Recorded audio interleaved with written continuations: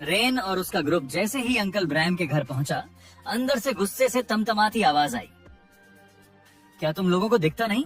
मेरा कमरा पहले से ही छोटा है और तुम सबने इसे भीड़ भाड़ वाला बाजार बना दिया। निकलो यहाँ से। मैं कोई मदद नहीं करने वाला। लेकिन इससे पहले कि कोई कुछ कहता, सैंट इसेरा आगे आई और नम्रता से बोली, प्लीज अंकल ब्रैम, हमारी बात सुनिए। ये हमारे यंग मास्टर रेन है। ये बाकी अमीरजादों जैसे नहीं है। इसने एस्लिंग सिटी के लिए बहुत कुछ किया है, लोगों के लिए, भूखों के लिए, जरूरतमंदों के लिए। कृपया इसे इतना सख्त मत आंकिए। ब्रैम ने रेन की ओर देखा और गहरी सांस लेते हुए कहा, हाँ, इसके बारे में बहुत सुना है। सब कहते हैं एस्लिंग सिटी का नया लॉर्ड बहुत नेक दिल है। लेकिन फिर उसने सिर झटक दिया। अच्छा इंसान होना काफी नहीं है। मैंने सुना है तुमने कुछ भ्रष्ट लॉर्ड्स को सबक सिखाया और शहर की फूड क्राइसिस को ठीक किया। लेकिन सिर्फ इन चीजों से सब कुछ नहीं सुधरता। इस शहर की असल समस्याएं कहीं ज्यादा गहरी हैं। इस पर सैंट इसेरा ने धीरे लेकिन मजबूती से कहा, यही तो हमारी सबसे बड़ी भूल होती है अंकल। हम ये मान लेते हैं कि कोई अकेला इंसान सब कुछ नहीं बदल सकता, और फिर जो थोड़ा बहुत अच्छा हो रहा होता है उसे भी छोटा समझते हैं। रेन अभी इस शहर में ज्यादा वक्त से नहीं आया है, लेकिन इतने कम समय में इसने कई बड़ी समस्याओं का हल निकाल दिया। मुझे यकीन है अगले 5 साल में ये शहर को पूरी तरह बदल कर रख देगा। और अगर हम ऐसे इंसान का साथ नहीं देंगे तो नुकसान रेन का नहीं, हमारा होगा। ब्रैम थोड़ी देर चुप रहा और फिर बोला, तुम इसकी इतनी तारीफ क्यों कर रही हो? ये सिर्फ वही कर रहा है जो एक लॉर्ड का फर्जन होता है। हर लॉर्ड को अपनी जनता का ध्यान रखना चाहिए। लेकिन इससे पहले जितने भी आए सब फेल हुए। मैं एक लोहार हूँ। मेरा काम लोहे से औजार बनाना ना है, लोगों की जरूरतें पूरी करना है। जैसे मैं अपना काम करता हूँ वैसे ही एक लॉर्ड को भी करना चाहिए। इसमें कुछ महान नहीं है। रेन ने सिर झुकाकर शांति से जवाब दिया, आप बिल्कुल सही कह रहे हैं अंकल ब्रैम। एक लॉर्ड का काम है अपने लोगों की जिंदगी को बेहतर बनाना, उन्हें अच्छा खाना, अच्छे कपड़े देना, उनकी परेशानियों को समझना। और यही मैं करने की कोशिश कर रहा हूँ। और उसी वजह से मैं आज आपके पास आया हूँ, ताकि और भी ज्यादा कर सकूं। ब्रैम एक पल को चौंक गया। उसके मन में आया, मैंने कभी नहीं सोचा था कि कोई रॉयल ब्लड वाला मेरी बात मानेगा। मैंने इसकी तुलना लोहार से कर दी। सोचा ये नाराज होकर चला जाएगा, पर इसने तो मान लिया। क्या सच में अब लॉर्ड्स बदल रहे हैं? थोड़ी देर बाद उसने गंभीर लहजे में पूछा, तो बताओ तुम मुझसे बनवाना क्या चाहते हो? रेन बोला, क्या आपको याद है वो स्टीम इंजन जिस पर लीजल 15 साल पहले काम कर रही थी? मुझे उसी मशीन का गियर चाहिए ताकि मैं उसे पूरा कर सकूं। पिछली बार जो गियर पिघलाया गया उसके बाद अब सिर्फ आप ही हैं जो इसे फिर से बना सकते हैं। ये सुनते ही ब्रैम की आंखों में वही पुराना दर्द लौट आया। उसने ठंडी सांस ली और कहा, अगर तुम वही गियर मांगने आए हो तो सुन लो, तुम उसे नहीं पा सकते। मैंने कसम खाई है वो चीज मैं दोबारा कभी नहीं बनाऊंगा। रेन चौंक कर बोला, पर क्यों अंकल? उस गियर में ऐसा क्या है जो आप उसे बनाने से इतना डरते हैं? अंकल ब्रैम की आंखों में एक गहरी उदासी थी। उसने धीमे लेकिन भारी आवाज में कहा, काश मुझे पता होता कि वो बेकार सा गियर लीजल की जान ले लेगा तो मैं उसे कभी नहीं बनाता, चाहे वो खुद मुझसे 1000 बार क्यों ना कहती। उस दिन उसने मुझसे कहा था कि उसे सबसे मजबूत मटेरियल चाहिए, तो मैंने दे दिया, ड्रैगन क्रिस्टल। पर मुझे क्या पता था कि वो चीज रॉयल्स की नजर में आ जाएगी, और उन्हीं की लालच ने मेरी बेटी जैसी लीजल को मुझसे छीन लिया। अब वो अभिशाप दोबारा नहीं गढ़ूंगा। मेरी बनाई चीज से अगर फिर कोई मरे तो वो बोझ मैं नहीं झेल पाऊंगा। अचानक आर्मांडो एक कदम आगे बढ़ा और आवाज ऊंची करते हुए बोला, अंकल ब्रैम, कुछ ही मिनट पहले आपने कहा था कि एक लोहार का काम होता है लोगों के लिए औजार बनाना। तो अब जब हम आपसे वही मांग रहे हैं तो आप पीछे क्यों हट रहे हैं? आपने रेन लॉर्ड पर उंगली उठाने में जरा भी देर नहीं की, लेकिन जब खुद की बारी आई तो आपने भी वही किया, मुंह फेर लिया। ब्रैम की आवाज सख्त हो गई। बहस से मुझे बहलाने की कोशिश मत कर आर्मांडो। मैं बच्चा नहीं हूँ और ना ही बेवकूफ। मैंने अपना फैसला कर लिया है। मैं वो गियर किसी के लिए नहीं बनाऊंगा। और सबसे बड़ी बात, ड्रैगन क्रिस्टल अब कहाँ मिलेगा? वो मटेरियल ही इस दुनिया में न के बराबर है। रेन अब तक शांत खड़ा था। उसने एक हल्की मुस्कान के साथ कहा, अंकल ब्रैम, आपने गौर किया? जब से मैंने गियर का जिक्र किया है आप सिर्फ एक ही चीज की बात कर रहे हैं, ड्रैगन क्रिस्टल। तो क्या आप ये कह रहे हैं कि वो मशीन सिर्फ तभी चलेगी जब उसमें वही खास मटेरियल लगा होगा? क्या उसके बिना कोई चांस नहीं? ब्रैम ने भौहें चढ़ाते हुए पूछा। तू कहना क्या चाहता है लड़के? रेन ने आत्मविश्वास से जवाब दिया। मैं ये कह रहा हूँ कि क्या हम आपकी असली ताकत, आपकी फोर्जिंग स्किल्स पर भरोसा नहीं कर सकते? क्या जरूरी है कि वो गियर हमेशा ड्रैगन क्रिस्टल से ही बने? क्या हम एक साधारण लेकिन मजबूत लोहे का इस्तेमाल नहीं कर सकते? आखिरकार गियर का काम मशीन को चलाना होता है, उसमें जान डालना। क्या उस काम में मटेरियल इतना फर्क डालता है? ब्राम नाराज हो गए। उन्होंने झुंझलाते हुए कहा, तुम्हें कुछ नहीं पता, बकवास बंद करो। क्या तुम वाकई में ये कह रहे हो कि मैं लोहे को पिघला दूं, वो भी ऐसे ही? क्या तुम जानते हो ये काम सिर्फ प्राचीन ड्रैगन ही कर सकते थे? उन्होंने जोर देकर कहा, सिर्फ प्राचीन ड्रैगन ही इतने तापमान तक आग पहुंचा सकते थे कि लोहा पिघल सके। इस पूरे महाद्वीप में किसी के पास इतनी गर्मी पैदा करने की ताकत नहीं है। रेन सोच में पड़ गया। ब्राम असल में एंशिएंट ड्रैगन क्लैन की बात कर रहे थे।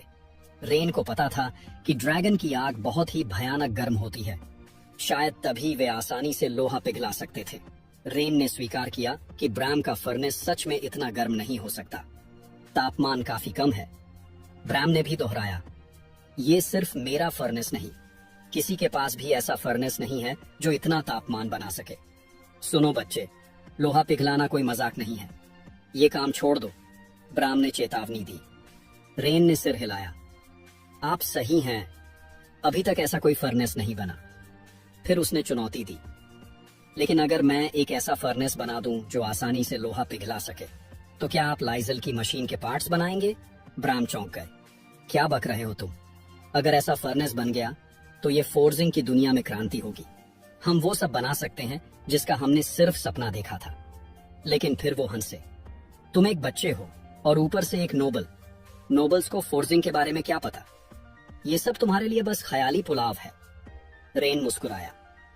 फिर देखते हैं किसके शब्द खोखले हैं। उसने एक शर्त रखी, अगर मैं ऐसा फर्नेस बना दूं जो लोहा पिघला सके, तो क्या आप लाइसेल की मशीन के गियर्स बनाएंगे? ब्रैम ने गंभीर होकर कहा, तो बात यह है, ठीक है, अगर तुम ऐसा फर्नेस बना दो तो न सिर्फ मैं गियर्स बनाऊंगा, बल्कि जो भी पार्ट्स तुम्हें आगे चाहिए होंगे मैं खुद बनाऊंगा। लाइसेल की मशीन पूरी करने में मैं हर संभव मदद करूंगा। रेन के मन में आया, फर्नेस बनाना तो मेरे लिए आसान है। उसने मुस्कुराकर कहा, डन, अब बहुत जल्द तुम्हें तुम्हारा हाई क्वालिटी फर्नेस मिल जाएगा। जाते जाते ब्रैम ने चेतावनी दी, सुन लो बच्चा, अगर तुम फेल हुए तो फिर कभी यहाँ लौटकर मत आना, ये तुम्हारा आखिरी मौका है। रेन सोच में पड़ गया। लोहे को पिघलाने के लिए तापमान चाहिए होता है 1538 डिग्री सीसी। अभी का फर्नेस तो पास भी नहीं आता। अगर मुझे तापमान बढ़ाना है तो मुझे इसका डिजाइन ही बदलना होगा। रेन ने गौर किया कि फर्नेस के अंदर पर्याप्त ऑक्सीजन फ्लो की जगह नहीं है। मुझे एक सेकेंडरी ऑक्सीजन सप्लाई बनानी होगी जिससे हीट इफेक्ट बढ़े और तापमान दोगुना हो जाए। ये सोचकर रेन ने पास पड़ा एक हथौड़ा उठाया और फर्नेस पर वार करना शुरू कर दिया। सेरा और अरमांडो हैरान रह गए। यंग मास्टर ये क्या कर रहे हैं? वो ब्रैम अंकल का फर्नेस तोड़ रहे हैं। सेरा ने दौड़कर रेन को रोकने की कोशिश की। प्लीज यंग मास्टर, ऐसा मत कीजिए। ब्रैम अंकल को अगर पता चला कि आपने उनका फर्नेस तोड़ दिया है तो वो बहुत नाराज होंगे। अरमांडो भी घबरा गया। अंकल ब्रैम को उस फर्नेस से गहरा लगाव है। अगर आपने इसे तोड़ दिया तो वो हमारी कभी मदद नहीं करेंगे। रेन ने शांत स्वर में कहा, चिंता मत करो, मैं कुछ गलत नहीं कर रहा, बल्कि एक बड़ी चीज सही करने जा रहा हूँ। और फिर रेन ने फर्नेस में 2 नए छेद बना दिए।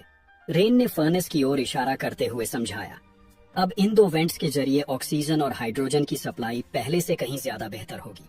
इससे फर्नेस की दहन क्षमता यानी कंबस्शन एफिशिएंसी बहुत बढ़ेगी। मुझे यकीन है तापमान 2 गुना तक बढ़ जाएगा और फिर हम लोहे को भी आराम से पिघला सकेंगे। सेरा अब भी उलझन में थी।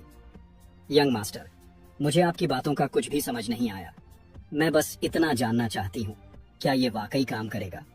इतनी छोटी सी चीज से क्या सच में तापमान इतना बढ़ सकता है? रेन मुस्कुरा उठा। यही तो विज्ञान की खूबसूरती है सेरा, जो बदलाव बाहर से छोटा दिखता है वो अंदर से बहुत बड़ा असर डाल सकता है। बस देखती जाओ, ये फर्नेस कैसे लोहा पिघलाता है जैसे पहले कभी नहीं किया। उसी समय अंकल ब्राम लोहे का बोरा उठाए वहां पहुंचे। जैसे ही उनकी नजर बदले हुए फर्नेस पर पड़ी वो वहीं थम गए। तुमने ये क्या कर दिया? मेरा फर्नेस तोड़ दिया। तुम्हें अंदाजा भी है इसे बनाने में मैंने कितनी मेहनत की थी। मैंने अपनी आत्मा झोंक दी थी इसमें और तुमने कुछ ही पलों में इसे बर्बाद कर दिया। इस बार तुमने हद पार कर दी है। रेन ने शांत स्वर में जवाब दिया। अंकल ब्राम, मुझे आपकी नाराजगी समझ में आती है, लेकिन यकीन मानिए मैंने इसे तोड़ा नहीं बल्कि बेहतर बनाया है। आप खुद देखिएगा अब ये फर्नेस किस तरह से लोहे को पिघलाता है। अंकल ब्राम गुस्से में फट पड़े। क्या तुम्हें लगता है फोर्जिंग कोई मजाक है? तुम मुझसे ज्यादा जानते हो क्या?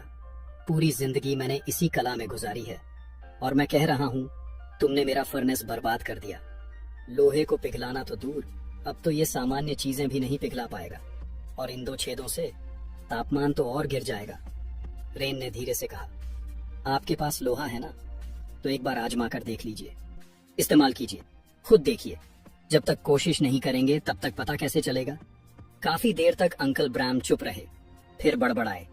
ठीक है, बहुत ज्यादा जिद कर रहे हो, मुझे तो पता है सब बर्बाद हो चुका है, पर तुम्हें गलत साबित करने के लिए एक बार कोशिश कर लेता हूँ। ब्राम ने अनमने ढंग से लोहा फर्नेस में डाला। सभी लोगों ने सांस रोक कर देखा। कुछ ही पलों में अंकल ब्राम की आंखें हैरानी से फैल गईं। ये कैसे हो सकता है? ये फर्नेस सच में लोहा पिघला रहा है? सेंटा ने हैरानी से कहा। यंग मास्टर, आप पूरी तरह सही थे, ये फर्नेस वाकई में लोहे को पिघला रहा है। अरमांडो भी दंग था। ये तो अविश्वसनीय है। मैंने कभी नहीं सोचा था कि हम कभी लोहा पिघला पाएंगे। यंग मास्टर, रेन, आपने ऐसा क्या कर दिया? रेन ने अंकल ब्राम की ओर देखा और पूछा। अंकल, अब तो आपको कुछ कहना चाहिए ना, अभी थोड़ी देर पहले तो आप बहुत बोल रहे थे। ब्राम चुप रहे, फिर धीरे से बोले, बच्चे, तुमने ये कैसे किया? सिर्फ 2 छेद बनाकर तुमने पूरी व्यवस्था ही बदल दी। मैं तो हमेशा से एक हाई एफिशिएंसी फर्नेस का सपना देखता आया हूँ और तुमने पलक झपकते ही उसे हकीकत बना दिया। रेन ने मुस्कुराकर कहा, मैंने इसमें एरोनॉटिक्स यानी वायुगतिकी के सिद्धांत लगाए हैं। अगर आप चाहें तो मैं सब विस्तार से समझा सकता हूँ। वाकई में ये ज्ञान बहुत रोचक है। फिर उसने हल्की मुस्कान के साथ पूछा, तो अब आप वो गियर बनाएंगे मेरे लिए? अंकल ब्राम हंस पड़े। तुम्हारा हक बनता है। हाँ, मैं बनाऊंगा, लेकिन ध्यान से सुनो बच्चे, जैसे ही वो गियर बन गया, वो नोबल फिर से तुम्हारे पीछे आ सकता है। लाइसल ने भी यही गलती की थी। उसने उसे हल्के में लिया और देखो फिर क्या हुआ। उसका नाम आज भी लोग कांपते हुए लेते हैं, इसलिए सतर्क रहो। रेन ने हल्की मुस्कान के साथ जवाब दिया। मेरे लिए चिंता मत करिए, डरना उसे चाहिए, मुझे नहीं। वो मेरे पास आए या ना आए, मैं तो उसके पास जरूर जाऊंगा, और जब जाऊंगा तो पूरी दुनिया को दिखाऊंगा कि उसने कितनी बड़ी भूल की थी। कुछ देर बाद रेन उस स्टीम इंजन के पास पहुंचा, हाथ में ब्राम द्वारा बनाए गए गियर के साथ। मन ही मन वो सोच रहा था, यही वो आखिरी टुकड़ा था जिसकी कमी से ये इंजन अब तक नहीं चल पाया, लेकिन अब ये इंजन जरूर चलेगा। उसने गर्व से घोषणा की, अब दुनिया तैयार हो जाए, क्योंकि इंडस्ट्रियल युग की शुरुआत होने वाली है। एक ऐसी दुनिया जहां लोग और भी सुखी और बेहतर जीवन जिएंगे। लिया गियर को ध्यान से देखते हुए बोली, ये गियर मजबूत तो लग रहा है, लेकिन ये बहुत छोटा भी है। स्टीम इंजन तो विशाल है, क्या इतना छोटा गियर उसे संभाल पाएगा? उसने चिंता जताई। अगर ये अंदर टूट गया तो बहुत नुकसान हो सकता है, खासकर तब जब आप पास ही खड़े होंगे। मैं नहीं चाहती कि आप मेरे सामने घायल हो जाएं। सेंट ईसरा ने भी लिया की बात से सहमत। लिया ने रेन से कहा, कृपया अभी मशीन से दूर रहिए, मैं अपने लोगों से क्रिस्टल मंगवाती हूँ। एक बार वो आ जाए, फिर हम सुरक्षित रूप से काम जारी रख सकते हैं। लेकिन रेन ने सभी को आश्वस्त किया, चिंता मत कीजिए, सामान्यतः भाप इंजन में आयरन गियर्स ही इस्तेमाल होते हैं। लाइजल को तकनीकी जानकारी सीमित थी, इसीलिए उसने ड्रैगन क्रिस्टल जैसे हाई ग्रेड मटेरियल का इस्तेमाल किया। हकीकत में इसकी जरूरत नहीं थी, एक साधारण आयरन गियर भी काम कर सकता है। तभी अरमांडो बीच में आया और रेन की मेहनत की तारीफ की। तुमने जो किया है वो काबिले तारीफ है, लेकिन मेरी मास्टर के खिलाफ कुछ मत कहना। ये मशीन उन्होंने बनाई थी, उनके ज्ञान पर सवाल उठाना ठीक नहीं। रेन ने ठंडी मुस्कान के साथ जवाब दिया, तुम्हें अपनी मास्टर की नहीं, खुद की चिंता करनी चाहिए अरमांडो। याद है हमारी शर्त? अगर मैं इस स्टीम इंजन को चला पाया तो तुम जिंदगी भर मेरे लिए काम करोगे। अब जब इंजन लगभग तैयार था, रेन ने कहा, तैयार हो जाओ अपना वादा निभाने के लिए। अरमांडो ने गंभीरता से जवाब दिया, मैं अपनी बात पर कायम हूँ, लेकिन जब तक ये मशीन चलती नहीं, मैं तुम्हारी बातों पर यकीन नहीं करूंगा। अगर तुम इसे ठीक कर पाए तो मैं जो कहोगे वही करूंगा। रेन ने आत्मविश्वास से गियर मशीन में डाला और सबको बताया, अब आप सभी जादू देखेंगे। मशीन स्टार्ट हुई और उससे धुआं निकलने लगा। सेंटा खुशी से चिल्लाई, अविश्वसनीय, मशीन चल पड़ी है, आखिरकार ये काम कर रही है। उसने रेन की ओर देखा और कहा, तुम सच में कमाल के हो, तुमने 15 साल पुराना प्रोजेक्ट पूरा कर दिया। अरमांडो सन्न रह गया, उसकी आंखों में आंसू थे। वो बुदबुदाया, मास्टर, ये आखिरकार हो गया, हमारे वर्षों का इंतजार खत्म हो गया। और यहीं से कहानी ने एक फ्लैशबैक लिया अरमांडो के अतीत में, जहां वो अपनी मास्टर लीजल के साथ घंटों मशीन पर काम करता था, उनसे सीखता था। लीजल ने एक दिन उससे कहा था, ये मशीन मेरे लिए बहुत खास है, मुझे यकीन है एक दिन ये दुनिया के लाखों लोगों की जिंदगी बदल देगी, उनके लिए जिंदगी आसान बनाएगी। इसे पूरा करना मेरा सपना है, चाहे कुछ भी हो जाए। लेकिन फिर वो काली घड़ी आई, लाइजल पर हमला हुआ। वो जमीन पर गिरी थी और उनकी सांसें टूट रही थी।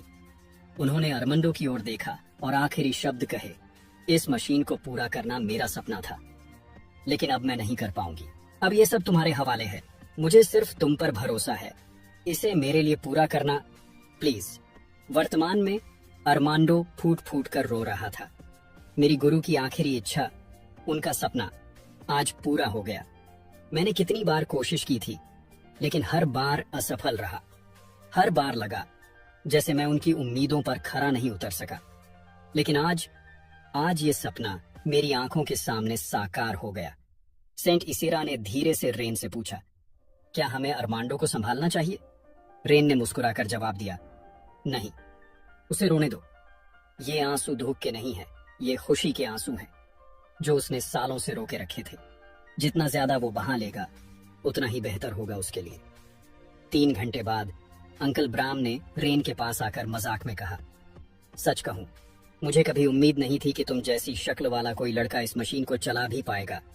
मैं तो बस इतने समय से इसे देखता रहा, बस धुआं ही धुआं निकलता रहा।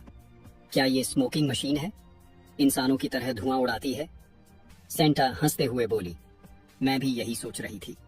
मशीन तो बहुत मेहनत से बनाई है तुमने, लेकिन ये करती क्या है? धुआं उड़ाना ही इसका कमाल है क्या? ब्रैम ने फिर कहा, एक बात तो समझ में आ रही है, शायद ये मशीन युद्धभूमि के लिए बनाई गई है।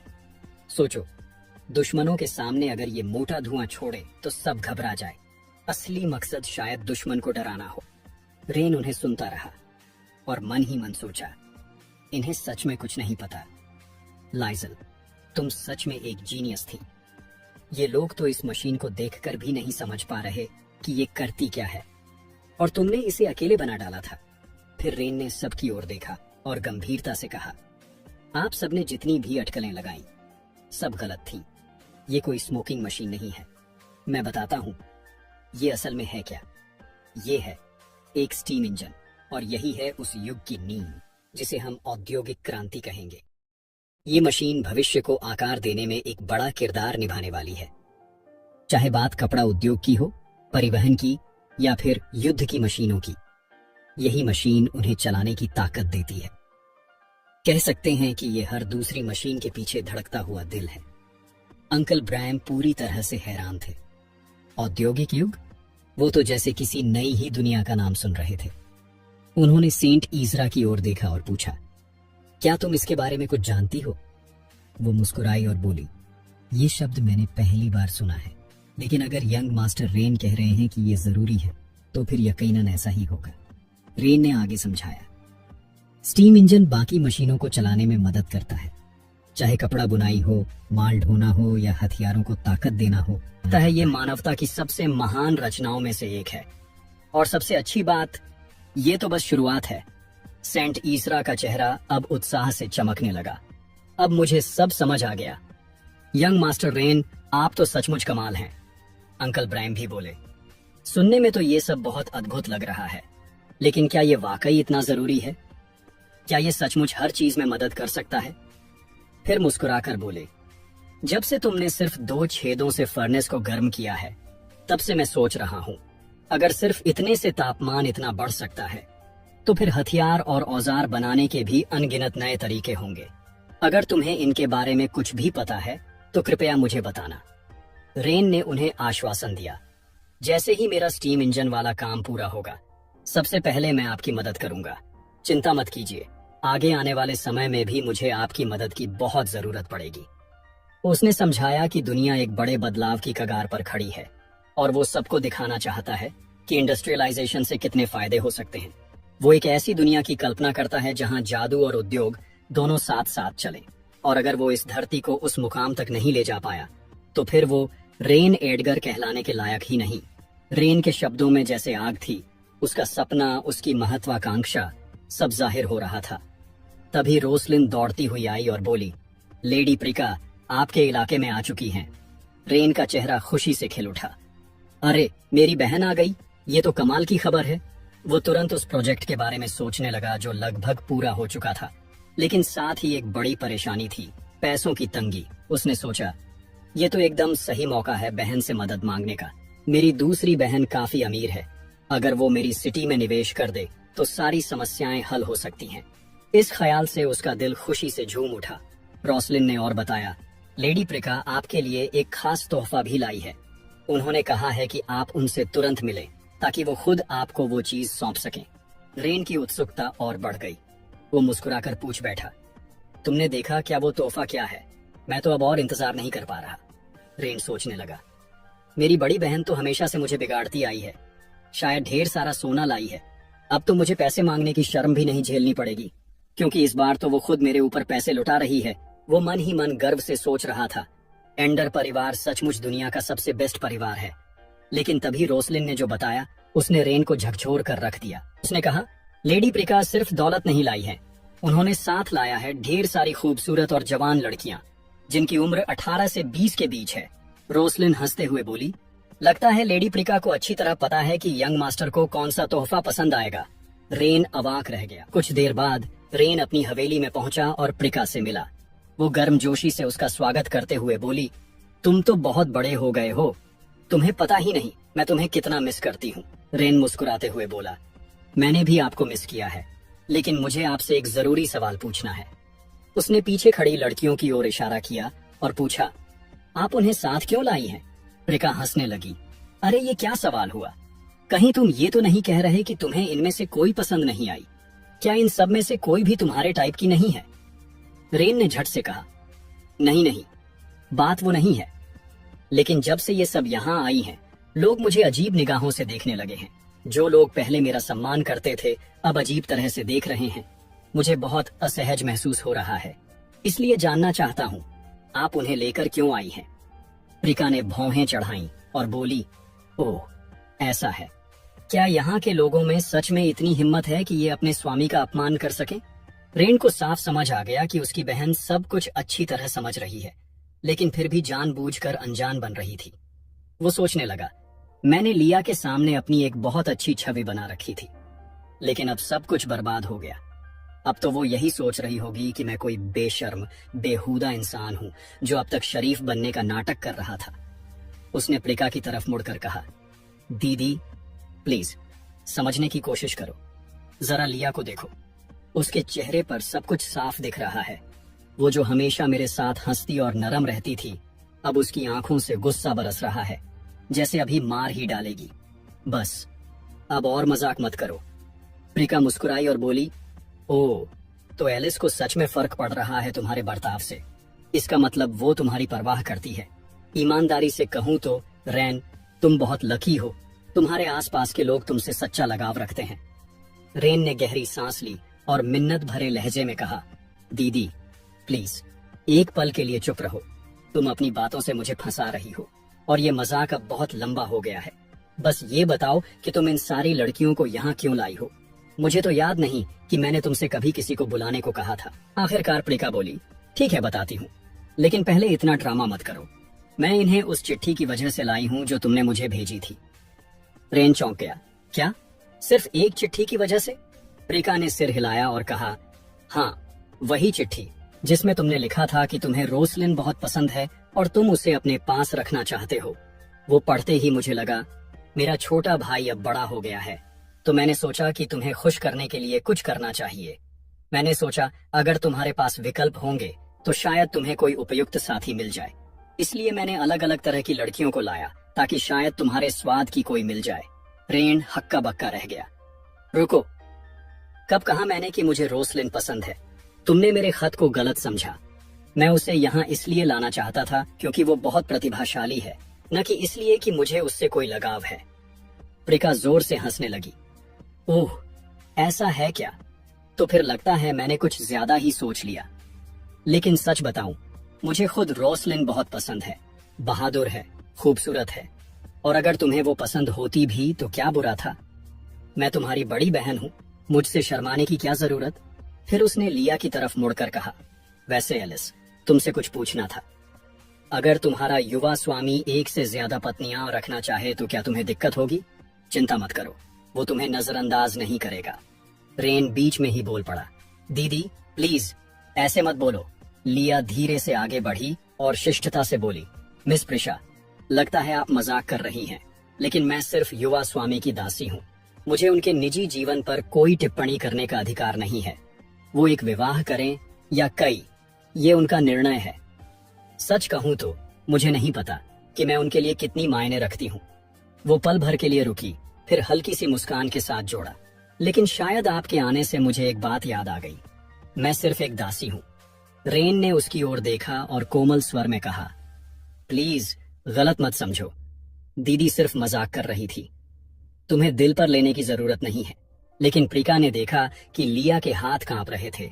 वो मन ही मन सोचने लगी, मैंने अपनी जिंदगी में बहुत सी दासियां देखी हैं, लेकिन लिया जैसी सच्ची परवाह करने वाली कभी नहीं देखी। वो रेन की बहुत गहराई से फिक्र करती है। अब और छेड़ना ठीक नहीं होगा। फिर उसने ग्वेन की ओर देखा और कहा, ठीक है, आज के लिए काफी मजाक हो गया, सारी लड़कियों को वापस भेज दो, अब उनकी यहाँ जरूरत नहीं है। ग्वेन ने सम्मान से सिर झुकाया और बोली, जी मिस प्रिका, मैं देख लेती हूँ। बाद में रेन प्रिका को साथ लेकर स्टडी रूम में गया और समझाने लगा, कुछ ही दिनों में एसलिंग शहर में डैम प्रोजेक्ट पूरा हो जाएगा। इसका सबसे बड़ा फायदा यह होगा कि हम खेती के लिए पानी का बहाव कंट्रोल कर पाएंगे। जितना पानी जरूरत होगी उतना ही छोड़ा जाएगा, जिससे किसानों को काफी मदद मिलेगी। फिर वह थोड़ा उत्साह से बोला, और सबसे जरूरी बात, हम इस डैम से हाइड्रो पावर भी बना पाएंगे। प्रिका उत्सुक होकर पूछ बैठी, हाइड्रो पावर? ये क्या होता है? क्या कोई जादुई यंत्र है जो पानी को कंट्रोल करता है? रेन मुस्कुराया और सिर हिलाते हुए बोला, नहीं, बिल्कुल नहीं। आसान शब्दों में कहूं तो पानी के बहाव से हम ऊर्जा पैदा करेंगे और उस ऊर्जा से मशीनें चल सकेंगी। इससे बहुत सी समस्याएं सुलझेंगी और लोगों की जिंदगी आसान हो जाएगी। हालांकि रेन ने अच्छी तरह समझाया, फिर भी उसे लगा कि प्रिका पूरी तरह नहीं समझ पाई। इसलिए उसने पूछा, लेकिन क्या ये सच में यहाँ की फूड क्राइसिस हल कर पाएगा? रेन ने आत्मविश्वास से सिर हिलाया, हाँ, सब कुछ आपस में जुड़ा है। अगर खेतों को सही सिंचाई मिलेगी तो फसलें भी बेहतर उगेंगी, और जब फसलें भरपूर होंगी तो खाना खुद ब खुद भरपूर हो जाएगा। तुम समझती क्यों नहीं? अगर हम ये बांध बनाते हैं तो एक साथ कई समस्याओं का हल हो जाएगा। प्रिसिया वहीं बैठ गई, उसकी आंखों में हैरानी साफ झलक रही थी। ये तो वाकई कमाल है। लेकिन एक बात बताओ रेन, तुम्हें ये सब ज्ञान आया कहाँ से? मुझे अच्छे से याद है, तुम्हें पढ़ाई से हमेशा नफरत थी। तुम तो हमेशा तलवारबाजी में ही डूबे रहते थे, किताबों से दूर भागते थे। तो फिर अचानक ये सब कैसे जान गए? बताओ ना सच सच। मैं अपने भाई को जानती हूँ, ये ज्ञान उसका नहीं हो सकता। आखिर सच में क्या हुआ है तुम्हारे साथ? रेन चौंक गया। ओह, मैं तो ये बात पूरी तरह भूल ही गया था। असल में मैं असली रेन एडगर नहीं हूँ। जब मैं इस दुनिया में आया था, मेरा शरीर पहले से ही बुरी तरह घायल था। तब मुझे समझ नहीं आया था कि ये चोटें क्यों हैं, और मैंने किसी से कुछ पूछा भी नहीं। लेकिन अब समझ में आ रहा है, ये चोटें शायद तलवार की कठोर ट्रेनिंग से आई होंगी। उसे लगा अगर प्रिसिया को जरा भी शक हो गया तो बहुत खतरनाक हो सकता है। इसलिए वो शांत दिखने की कोशिश करता हुआ बोला, दीदी, तुम फिर मजाक कर रही हो क्या? मैं तुम्हारे सामने खड़ा हूँ और तुम पूछ रही हो कि तुम्हारा भाई कहाँ है। तुम्हें पता ही है, मैं उस वक्त घायल हो गया था जब मुझे इस शहर का लॉर्ड बनाया गया। उस चोट के बाद मेरा शरीर दर्द से भर गया था और मैं तलवारबाजी करना छोड़ना पड़ा। तो फिर मैंने घर में रहकर किताबें पढ़ना शुरू किया। बस वहीं से ये सब सीखा। तभी मुझे एहसास हुआ कि तलवारबाजी सब कुछ नहीं होती, किताबों में भी शक्ति होती है। प्रिसिया कुछ पल सोचती रही, फिर बोली, शायद ये सच बोल रहा है। एलिस की चिट्ठी में भी यही लिखा था। मुझे अंदाजा नहीं था कि वो इतनी तकलीफ में था, लेकिन अब समझ में आता है, शायद किताबें ही उसका एकमात्र सहारा थी उस समय। लेकिन एक बात बताओ, वो मुस्कुराते हुए बोली, क्या तुमने वाकई फैमिली लाइब्रेरी की सारी किताबें पढ़ ली? मैंने भी ज्यादातर पढ़ी हैं, लेकिन कहीं भी बांध या पावर जनरेशन जैसी चीजों का जिक्र नहीं था। दिखाओ तो जरा, वो किताब कौन सी है जिससे तुम्हें इतना ज्ञान मिला? रेन ने तुरंत अपनी जेब से कुछ नोट्स निकाले और कहा, यही है वो किताब जिससे मैंने ये सब सीखा। प्रिसिया ने जैसे ही पन्ने पलटना शुरू किया, उसकी आंखें चौड़ी हो गईं। उसमें अल्केमी से जुड़ा बहुत ही उन्नत और अजीब ज्ञान भरा था। उसने सोचा, ये तो सचमुच एक अजीब और रोचक किताब है। मैंने ऐसी कोई चीज पहले कभी नहीं पढ़ी। वो प्यार से मुस्कुराई और बोली, तुम सचमुच मेरे भाई कहलाने के काबिल हो। किसी किताब में लिखे सिद्धांतों को असल जिंदगी में लागू करना आसान नहीं होता, लेकिन तुमने वो भी कर दिखाया। रेन ने हल्की सी मुस्कान दी और बोला, सच कहूं तो इन सब प्रोजेक्ट्स में इतना व्यस्त रहा कि तलवारबाजी का अभ्यास करने का समय ही नहीं मिला। प्रिसिया की आवाज में चिंता झलक रही थी। मैं जानती हूं कि तुम्हारे साथ क्या हुआ था, और ये भी जानती हूं कि तुमने कितनी पीड़ा सही है, लेकिन अब खुद पर ज्यादा जोर मत डालो। फिर से तलवारबाजी शुरू करना तुम्हारी जान को खतरे में डाल सकता है, और तुम्हारी जान से बढ़कर हमारे लिए कुछ भी नहीं। मैंने जो भी सवाल पूछे वो इसलिए थे क्योंकि मैं हमेशा से तुम्हारी चिंता करती आई हूँ। बचपन से ही हमने तुम्हें परिवार की परेशानियों से बचा कर रखा, कभी कोई तकलीफ तुम तक नहीं आने दी, और अब तुम्हें इतने मजबूती से खड़े देखकर, सब कुछ अकेले संभालते हुए देखकर मुझे गर्व महसूस हो रहा है। कृपया ये मत सोचना कि मैं तुम पर शक कर रही थी। जो कुछ भी मैंने कहा वो सिर्फ इसलिए क्योंकि मैं तुमसे प्यार करती हूँ।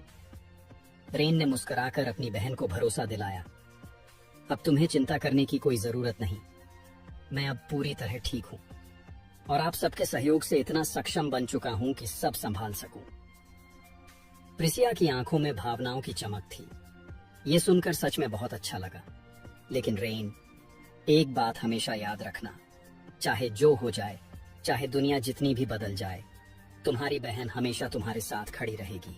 अगर तुम्हें कभी मेरी जरूरत पड़ी तो बस एक बार कहना, मैं तुम्हारे लिए सब कुछ छोड़ दूंगी। रेन का दिल कृतज्ञता से भर गया। यही तो वो पल था जिसका वो इंतजार कर रहा था। उसने प्रिसिया की आंखों में देखकर कहा, दीदी, असल में मुझे आपकी मदद चाहिए, और बिना आपकी मदद के मैं ये नहीं कर पाऊंगा। प्रिसिया थोड़ी चौंकी। अभी से? बताओ क्या काम है, क्या परेशानी है? उसने प्रिसिया की आंखों में देखकर कहा, दीदी, असल में मुझे आपकी मदद चाहिए, और बिना आपकी मदद के मैं ये नहीं कर पाऊंगा। प्रिसिया थोड़ी चौंकी। अभी से? बताओ क्या काम है, क्या परेशानी है? रेन बोला, दीदी, मैं चाहता हूँ कि आप मेरे शहर में निवेश करें। आप जानती हैं कि हाल ही में हमने कई मुश्किलों का सामना किया है। उस वजह से मेरे पास संसाधन कम पड़ रहे हैं, और अगर आपने मदद नहीं की तो मैं अपनी योजनाएं पूरी नहीं कर पाऊंगा। लेकिन अगर आप साथ दो तो हमारी एसलिंग सिटी का भविष्य बहुत उज्जवल हो सकता है। प्रिसिया ने थोड़ा चौंक कर पूछा, तो तुम कह रहे हो तुम्हें पैसों की जरूरत है? जितना मुझे याद है, तुमने एसलिंग सिटी में 4 ताकतवर गुटों को मिटा दिया था, और उसके बाद उनका सारा खजाना भी तुम्हारे हाथ लगा। तो क्या तुम्हारी योजनाएं इतनी बड़ी हैं कि वो सारी दौलत खत्म भी हो गई? रेन ने फौरन बात साफ की, नहीं बहन, मैं पैसे नहीं मांग रहा, मुझे जरूरत है लोगों की। तुम जानती हो, इस शहर का लॉर्ड बनने से पहले यहाँ कितनी बार जंग हुई थी। आबादी बुरी तरह घट चुकी है, खासकर नौजवान और हुनरमंद लोगों की। अब यहाँ ज्यादातर बूढ़े और बच्चे हैं जो शहर के विकास में योगदान नहीं दे सकते। जो थोड़े बहुत सक्षम लोग हैं वो बहुत कम हैं।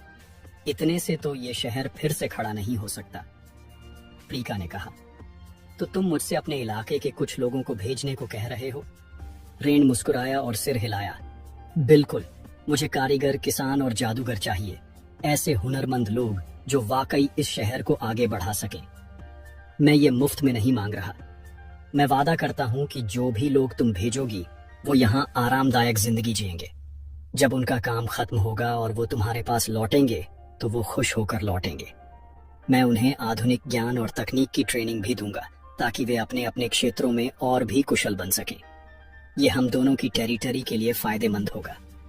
प्रीका ने थोड़े झिझकते हुए कहा, सच कहूं तो तुम्हारी योजना मजबूत लग रही है, लेकिन अगर तुम सिर्फ सोने के सिक्के मांगते तो वो आसान होता।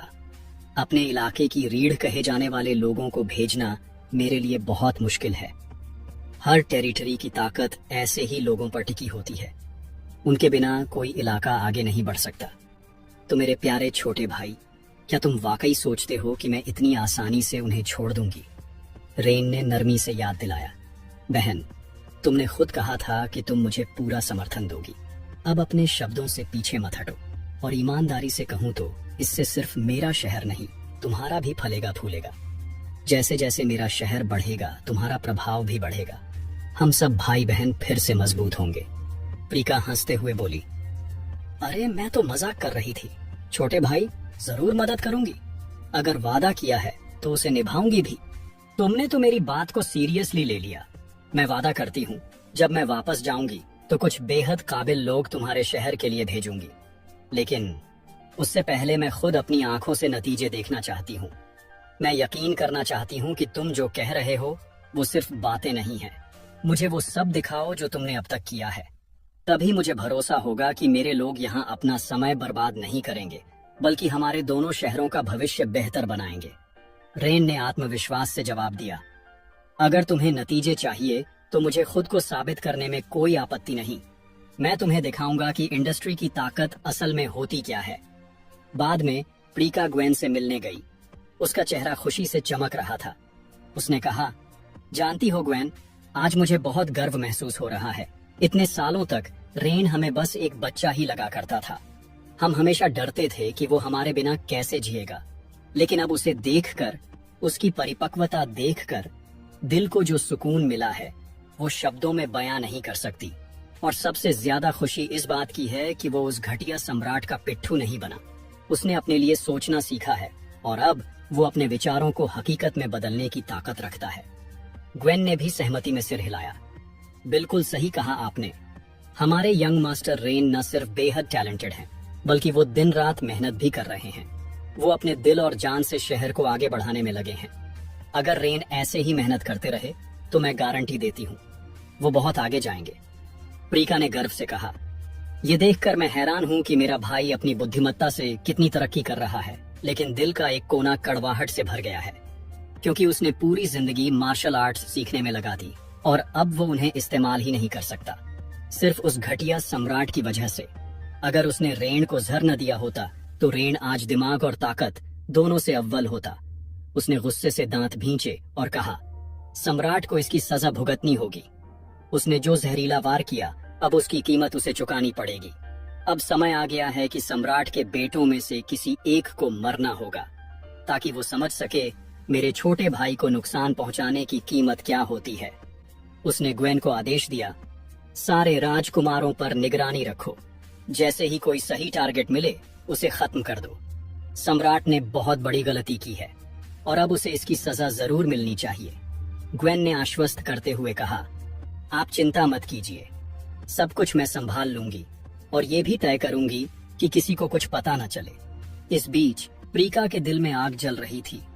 ओ घटिया सम्राट, तुम्हें अपनी हद में रहना चाहिए था। तुमने जिसे नुकसान पहुंचाया है वो मेरा छोटा भाई है, जिसे मैं इस दुनिया में सबसे ज्यादा चाहता हूँ। उसी पर हमला करने की हिम्मत की तुमने। जाहिर है मैं बदला लूंगा। उसकी आवाज में गुस्सा और दर्द दोनों था। तुम्हें शुक्रगुजार होना चाहिए कि रेन को तुम्हारे जहर से कोई स्थायी नुकसान नहीं हुआ। अगर उसे कुछ हो जाता तो मैं तुम्हें जिंदा जमीन में गाड़ देता। फिर सीन कट होता है। कुछ रहस्यमय और संदिग्ध लोग अपने ट्रकों में कुछ चीजें ले जा रहे थे। आगे बैठे एक आदमी ने शरारती मुस्कान के साथ कहा, बॉस, इस बार हमारे हाथ जो चीज लगी है वो कमाल की है। यकीन मानो, इसे बेचकर हम माला माल हो जाएंगे और फिर तो बस आराम की जिंदगी। एक और आदमी जो साफ नाराज था गुस्से से बोला, कभी कभी तो एल्ड्रिच पर इतनी चिढ़ होती है।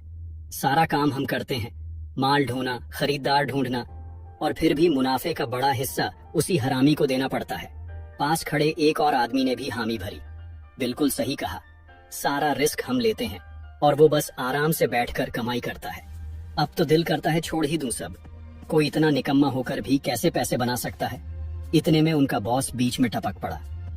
बस करो, तुम्हें अब तक तो समझ आ जाना चाहिए था। हाँ, एल्ड्रिच लालची है और हमारा बड़ा हिस्सा हड़प लेता है, लेकिन उसकी मदद के बिना हम ये सब कर भी नहीं सकते। उसने सबको चेताया। इस धंधे का एक रूल है, जो तुम्हें सपोर्ट करता है उसके खिलाफ कभी मत बोलो। सोचो, एल्ड्रिच ना होता तो क्या हम इतनी आजादी से शहर में घुसते, धंधा करते और निकल जाते? कोई और ये छूट नहीं देता, और जिसे इससे दिक्कत है तो सीधा बोलो, अभी के अभी छोड़ दो सब। अचानक एक आदमी दौड़ता हुआ आया। बॉस, बड़ी मुसीबत है। एल्सिंग सिटी का लॉर्ड बदल गया है, अब एल्ड्रिच प्रभारी नहीं है। बॉस चौंक गया। क्या? सिटी लॉर्ड बदल गया? कब हुआ ये सब? जो देखा सुना सब बताओ। आदमी ने कहा, आपके कहने पर मैं एल्सिंग सिटी गया था। जैसे ही गेट पर पहुंचा, कुछ नया महसूस हुआ। गार्ड्स नए थे, मैंने पहले कभी उन्हें नहीं देखा। बहाना बनाया अंदर जाने का, लेकिन उन्होंने मानने से मना कर दिया। रिश्वत तक दी, पर उन्होंने मेरे पैसे मेरे मुंह पर फेंक दिए। सवाल पे सवाल पूछने लगे। मैं कौन हूँ, क्यों आया हूँ? मैंने झूठ बोल दिया कि रिश्तेदार से मिलने आया हूँ, तब जाकर पीछा छूटा। लेकिन बातों बातों में इतना तो पक्का हो गया, अब एल्ड्रिच शहर का मालिक नहीं है। नया लॉर्ड एक बहुत अच्छा इंसान बताया जा रहा है, जनता की परवाह करता है और उसके सिपाही पूरी तरह वफादार हैं। अब कोई रिश्वत नहीं लेता। बॉस के साथ खड़े एक आदमी ने चिंतित होकर कहा, बॉस, ये तो बहुत बड़ी परेशानी है। अगर एल्ड्रिच अब नहीं रहा तो वहां जाने का क्या फायदा? मेरा तो मानना है हमें वापस लौट जाना चाहिए। बॉस गुस्से में बोला, वापस जाए? और कहां जाए? हमारी एकमात्र पनाहगाह वही शहर था। उसने पीछे खड़ी लड़कियों की तरफ इशारा किया। इन्हें हम ड्यूक एस्का से लेकर आए हैं। ये लड़कियां ऑर्विस एम्पायर की स्लेव्स हैं।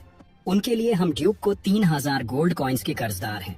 अगर बिना सौदा किए लौटे तो ड्यूक हमारे साथ क्या करेगा? सोचकर भी डर लगता है। खाली हाथ लौटना सबसे बड़ी बेवकूफी होगी, और मैं वो नहीं करने वाला।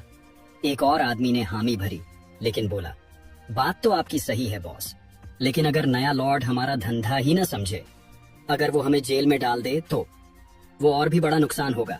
बॉस ने शांत स्वर में कहा, डरने की जरूरत नहीं है। चाहे वो नया लॉर्ड कितना भी नेक हो, आखिर में सबको पैसे चाहिए होते हैं। हाँ, हो सकता है हमें थोड़े ज्यादा गोल्ड देने पड़े, लेकिन जब वो कमाई का आंकड़ा देखेगा तो खुद रास्ता खोल देगा। कल सुबह हम शहर की तरफ बढ़ेंगे। आज रात पास की गुफा में डेरा डालो। सब थक चुके हैं, आराम करो। कल बातचीत करेंगे।